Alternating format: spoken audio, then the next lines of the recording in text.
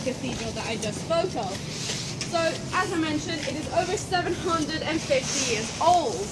The interior remains intact, however the exterior was remade in the 18th century to fit the newly built palace, and that's why it looks as modern as it is, or look, yes it is, right? The Stockholm Cathedral, if you do have the time to go inside, is definitely worth it. Go check it out. If you, however, don't have the time, then don't worry, because the main reason to go inside is actually to have a look at the famous statue of Saint George and the Dragon. And as it happens, I'm going to show it to you on this very tour later on anyway, so you are set. Okay, if we then turn to the Royal Palace. This is the official residence of the Swedish royal house, right? This is where the king and the queen and their children live, technically. However, they don't actually live here. They actually live someplace else at another palace called the stockholm Palace, which is located further in towards Lake Mälaren. But they do a number of their official business from here, and they also stay here from time to time, which is why we can still recognize it as the official residence. But both of these palaces also function as museums, so you can come here and visit it and check it out on the inside as well. And if you do this, keep in mind that the entry ticket doesn't only grant you access to the inside of the palace, it also grants you access to 3 museums. And my favorite one is the Royal Armory. Do you guys remember Gustav III that I mentioned in the beginning of the tour, the guy that was shot at the masquerade ball?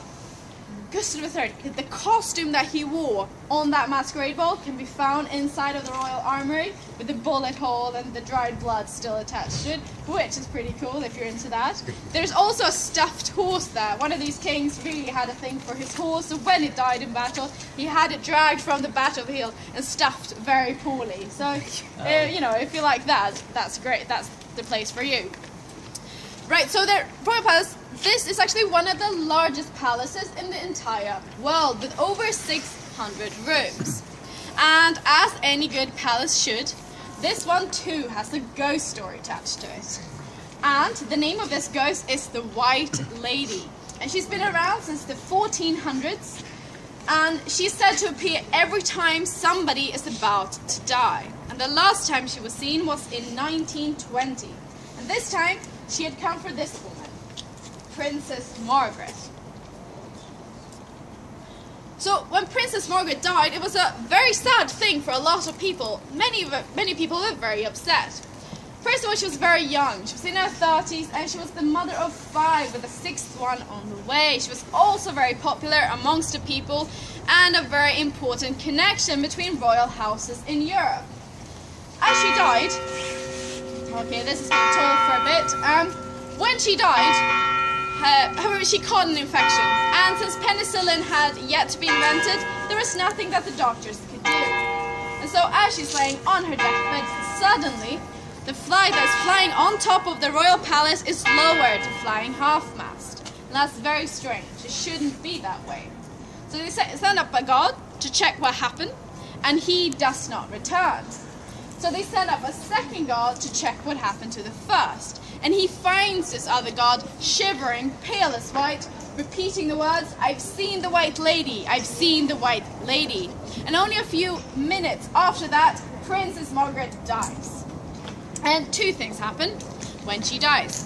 First of all, the king, he's very sad about his wife dying, and so he decides to install a bell in the Stockholm Cathedral that we still today hear toll every hour at 1:45. So it was the bell that we heard as we were standing down by the House of Nobility.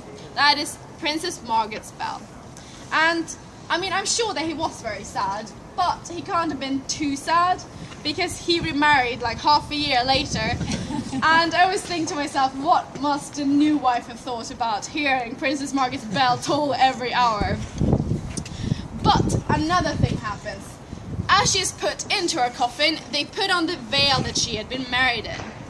At the last minute, however, they think to themselves, such a shame on such a nice veil, right? So they literally remove it from her dead body, and they give it to her daughter, Princess Ingrid, to wear at her wedding.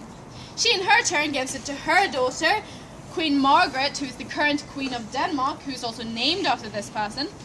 And the last time it was worn was by this woman. So I don't think we had, I don't remember it anyway, any Australians in the audience. But even if you're not, maybe you can help me identify her. Mary, absolutely. Good to say a bit low in case you're wrong. This is Mary Donaldson. And if you're not familiar with the story of Mary Donaldson, I'll tell it to you. So Mary Donaldson, average girl, she's in Australia and she meets this young man. And they start talking and they start going out. And I guess at some point in their relationship, this man must have said something to her along the lines of, "Oh, by the way, I am the Crown Prince of Denmark and I'll be king one day." I guess she didn't mind too much, right? Because they ended up marrying. So this is on their wedding day, the veil of Princess Margaret. So let's hope whatever she died of isn't contagious. Waving, looking very happy. So you might think that's very strange, like all these normal people marrying into royal houses. But then you have a look at the Swedish royal family. So here we go. This is a picture of them, and I know it's a bit small. It's a very poor attempt to fit them all on there. It consists of the king and the queen, King Carl Gustaf XVI and his wife Sylvia. And their 3 children. This is the eldest one, Crown Princess Victoria and her husband. Youngest, the sister, Princess Madeline. And the youngest one is Carl Philip. You look at here is Victoria and her husband, right? Where did they meet? They met at the gym, right? He was her gym instructor. Then we have her younger sister, Madeline. She is married to an American man and they currently live in New York. They have a sort of everyday life. They just had a baby. Yeah, they do quite normal stuff.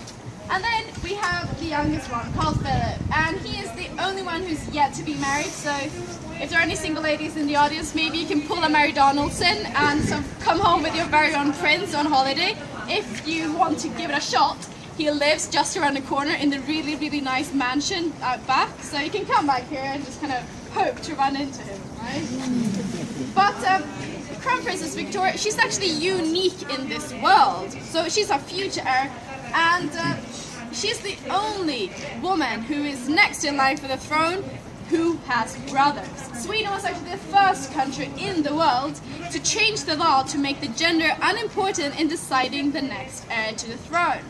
And so this was done in 1989, and to do this we actually had to knock her brother down from 1st place to 3rd place. But I don't think, he doesn't seem too beat up about it. In fact, I think he's secretly quite relieved about the whole thing. And I don't doubt for a second that Victoria will do an excellent job in representing Sweden internationally when she takes the throne.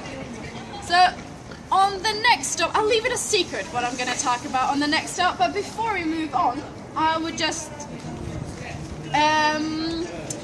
if anyone has had the opportunity of logging onto the Free Tour Stockholm Facebook page, you will have noticed that what we normally do is that we take pictures of our tours.